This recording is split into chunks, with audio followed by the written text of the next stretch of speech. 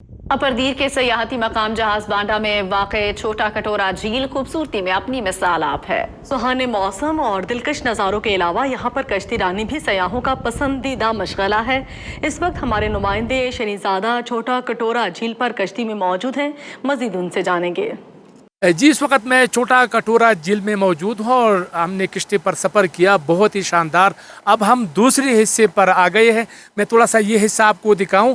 यहाँ पर बर्फ़ भी मौजूद है और ये जो पानी आ रहा है, ये बड़ा कटोरा झील से ये पानी आ रहा है। यहाँ पर ये छोटा कटोरा झील बन गया, लेकिन नाम से ये कटोरा झील है छोटा, लेकिन ये बहुत ही बड़ा झील है। ये भी काफ़ी खूबसूरत है और बहुत ही दिलकश नज़ारे हैं। अगर आप इस वक्त पानी की लहरें देखें, यहाँ का नज़ारा देखें, और हम किश्ती में मौजूद है, हमारे ग्रुप के हमारे दोस्त यहाँ पर मौजूद है, तो काफ़ी मतलब बेहतरीन नज़ारा है। अगर आप किश्ती में यहाँ पर आते हैं तो एक टिकट में आप दो मज़े लेंगे।